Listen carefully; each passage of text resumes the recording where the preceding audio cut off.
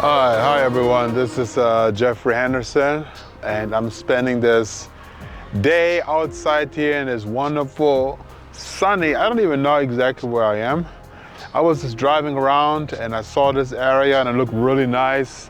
The weather's beautiful and this place looks very nice. I saw this little bench here and I figured, you know what? I'm gonna sit right here and do my video. And today I want to talk about a specific topic for my love advice that I have. Let me just make sure I got this camera correctly. Okay, now this is about right. So what I want to talk about is a controlling partner in your relationship. Now, a controlling partner, somebody who likes to be in control, could be both ways. It could be it could be the guy or it could be the girl, So I'm not really distinguishing between the two because this could happen in either one. It can also be that both parties are controlling. Now, I personally cannot give any advice to those relationships of people who are both controlling, like where each partner is controlling. The only thing I can say is this, just take it easy on one another. Don't be so harsh, give each other some slack and accept one another. Accept the other person's decision and vice versa. That's all I really can say when it comes to partners where both people are controlling. Now, my advice is to those who are in a relationship where the other partner is controlling. So this is not going to be a lesson. This is not going to be a lesson to somebody who is controlling what not to do, but rather a lesson to those who are in a relationship where the partner is controlling and what you should do, and also trying to define a person who is, controlling. So there are many aspects. I personally believe that a person who is controlling is a person who has a lack of self-confidence and who is extremely insecure and who is afraid and who has a lot of selfish ambitions about themselves, having some kind of a narcissistic behavior, but this is another topic because narcissism has other things more than just being controlling. But I want to really focus on the partner who is a controlling partner. And actually Sherry and I, we watched a movie not that long ago. The movie was called Insecure, and it's a indie film, but it really shows a lot of aspects of somebody who is extremely controlling. And I thought that was a good movie based on how it's written and everything. And it also gave me some ideas, but also it reminded me on a few things as well from my own personal experience. But anyway, with that said, if you are in a controlling relationship, the first thing you should ask yourself is, why are you in a controlling relationship? What was the reason why you were interested in the person in the first place? Was he controlling all the time, or did he become controlling after you've been together? This is why sometimes it is so important that you really get to know the person really well before you get into a committed relationship, or if you want to marry the other person, you want to really know the person that you are dealing with on a day-to-day basis. You really cannot determine a person if you just spend a few weeks with them and figure, okay, that's who that person is. I'm ready to commit. I'm ready to move in with that person. I'm ready to marry that person. You really want to take your time identifying a controlling person, because the controlling person does many things. And I'm going to give you a few examples. Now, this does not apply to every controlling person. It does not mean that every controlling person has all of these things that I'm going to be saying. However, most of these controlling people have at least some of those criteria.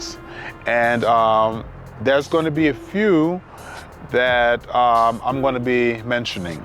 So one of the things that a controlling person has is the controlling person always needs to know what you're doing and where you are. And they do this in many ways. They do it by, checking on you all the time to make sure you're okay. Now, there's a fine line between making sure you're okay or being obsessed of constantly tracking every step of where you're going. So there's a fine line. I'm talking about the sick way. I'm talking about the way where the person is constantly checking on you. Where are you? What are you doing right now? Who are you hanging out with? Who's that person on the phone you're talking to? And who is this and who is that? And constantly asking questions about what you're doing every single step of your day, or constantly checking on you or making sure this and making sure that. If this happens a lot to you and it happens frequently every day and you feel like it's annoying and that person is not letting 2 minutes go by without checking on you again and making sure what you're doing in this particular moment, then that's a very strong indicator that you have a controlling person in your relationship. The other way a person is controlling is if the person is constantly telling you what to do. Like every little single thing, the person is telling you to do this and do this and don't do this and don't do this, and constantly giving you demands. I'm not talking about advice or maybe suggestions, but demands. And if it's like a one-time thing and it's a very specific reason of why, obviously yes, you should demand. If it's like for your own protection or security or stuff like that. But if a person constantly demands you and telling you what to do, that's also a very strong indicator that the person is controlling. And one of the ways to be controlling is to really tell the other person what to do or what not to do. Excuse me. However, there's also a different way where when you give a person a loving suggestion, because you know what's best for them. There's a fine line. Sometimes people who are controlling, they use this as an excuse to make themselves look innocent. And that's where the narcissistic attitude comes into, where they're using excuses to justify what they're saying. And by that, they're being manipulative and trying to fire back on you and trying to gaslight you, making you question yourself. And so that's another topic that I'm going to be talking about. Like I said, I'm talking about specifically people who are controlling. And of course, in this whole category, when it comes to what to do, what not to do, you can put anything in that category. A controlling person can be a person that's going to tell you what kind of people you should hang out with, or what kind of people you should not hang out with, or what people they want you to talk to, or what person they don't want you to talk to. And they're constantly telling you every day to do this and to do that, and they don't want you to make your own decisions. And that's the other topic I want to talk about. So, but that's how you know that you have a controlling person, if it has all these qualifications that I just mentioned. The other way you can realize that you have a controlling person is if the person doesn't want you to do the things that you love to do.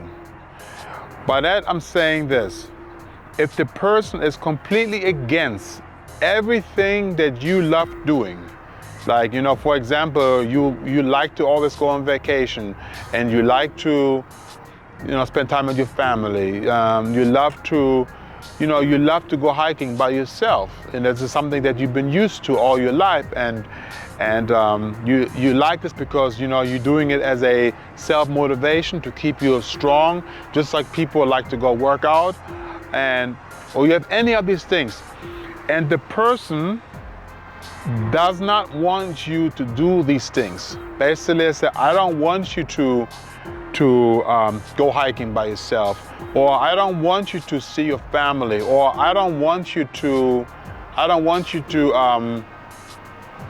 you know, go shopping by yourself, or go out with your friends or whatever. If the person is telling you no to all these things, and the person don't want you to do these things whatsoever, that would also be an extremely strong indicator that you are living with a controlling person in your life. And like I said before in the very beginning, I personally believe that a person is controlling because of insecurity, because of lack of confidence, because of maybe past trauma or experience.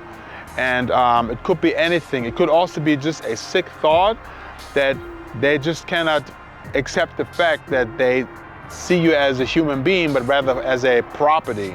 And that's my other point, is that I believe that a person who is controlling does not see the other person as a real person, but rather as an object, as a piece of property.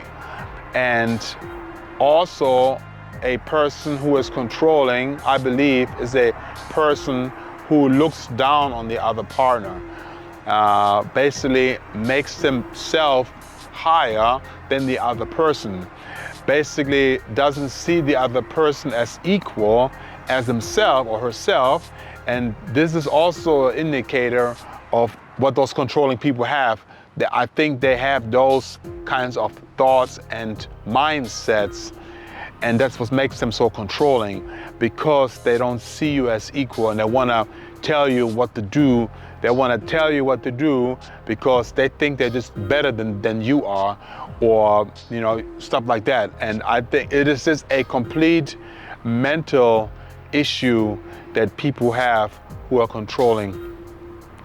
And so that's some of my biggest points of what I think the reason are, or why they're controlling, but also, like I mentioned before, some of the things that they do. That's what I personally believe, that controlling people who are controlling, that's what they do. However, now to one of my other suggestions and advices that I have is, if you happen to be in a relationship with somebody like that, like I mentioned before, how long are you been in this relationship? If you just got into this relationship and you just about to find out that this person is a controlling person, and you kind of start to regret that and you have feelings, the first thing I want to tell you is this: do not be afraid. Do not be fearful. Do not let those people put you down and manipulate you and forcing you into a corner where you can do nothing, where they put you in a situation where you get so paranoid that you're afraid of making any decisions, especially against a person who's controlling. You're trying to stand up against that person and telling them, no, I don't like this. I would like to do this, even though you don't want me to do this. This is what I've always been doing, and I want to continue doing this. So please, you have to accept me for what I want. Otherwise, if you love me, then you would accept me for that. And if you are too afraid of saying this to the other person, then I'm saying this to you right now: do not be afraid of those people. They trying to control you and manipulate you. See, I can't even say the word.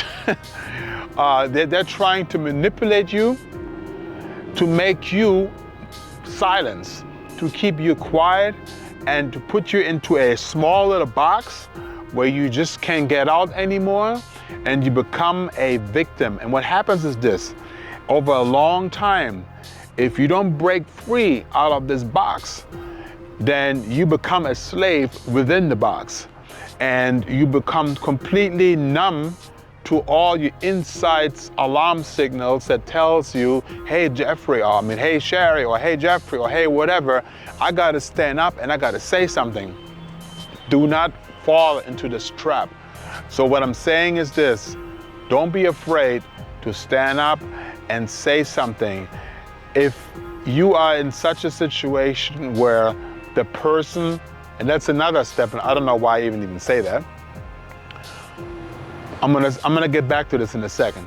But the other thing I wanna also say, how you also can define a person who is controlling, and there's other I wanna give you the main ones, is if the person is physically abusing you, a person who is hitting you, you know, whether, it doesn't matter if the person does it only one time. I think that one time is enough. Too much already. I have never hit a woman in my life, not even once. And I think that if you hit, especially if you hit a woman, this is just below dignity. Below dignity. Especially if you're a man and you're hitting a woman. This is just below dignity. And this is also how you personally can find out that you're living with a controlling person. Now, I have also seen females who are hitting males. So don't think that just because you're a female that you're off the hook. You know, I'm speaking to the females as well, that the females also, there are females out there, they're also controlling, obviously, but there are also females out there, they're also physically abusive, and they would literally hit somebody as well. So it goes both ways. And anyway, there's other subjects, but these are some of the subjects where you know a person is controlling. They have some of these attributes that what they do. Now, the other thing that I wanted to mention, just to go back and to rewind back what I was saying before, is how you can get out of this. Now, one of the suggestions I have already given you is that you need to stand up, and you need to not be afraid of saying what you want to say. Don't let them put you into a box where you just can't get out. So that's the number one thing. And again, if you are in a situation where you're just too afraid of stepping up and you're just too afraid of telling the other person, then you can always reach out to relatives, to friends, to people who know you really well, people that you trust personally, and speak to them for advice and ask them, maybe they can help you out. If things become so bad, you know, you can always file for an extraining order. It's gonna protect you in a more deeper way. If you would do this, filing for a restraining order would protect you physically and from the other person if you're in a situation where you just cannot handle it anymore. And obviously, the other thing you should do if you're in a situation where the other person is controlling is, you know, pray about it. You know, God is all powerful. He can do anything, and He can make wonders and changes in your life. He does it in miraculous ways that sometimes we cannot comprehend, that I cannot comprehend. And He can do miracles, and He can set you free. And all you got to do is just ask Him and pray Him. In the name of Jesus, you got to do this, by the way. And He will help you if you trust Him. But from a legal point of view, if you want to take things in your own hands and you really want to try to make a difference and make changes, then some of the suggestions that I just gave you, those are the ones that you should follow in order to get out of the situation. So there are other things that I can talk about where I could identify a person who's controlling. Now, like I said before, I may say a few things real quickly if you are a person who is controlling. So you're not the victim, but you're actually the person who is doing it to the other person. You have to ask yourself, are you actually ready for a relationship? What is the purpose of your relationship? Why are you with this person if you, inside of your own mind, and I know most people know that,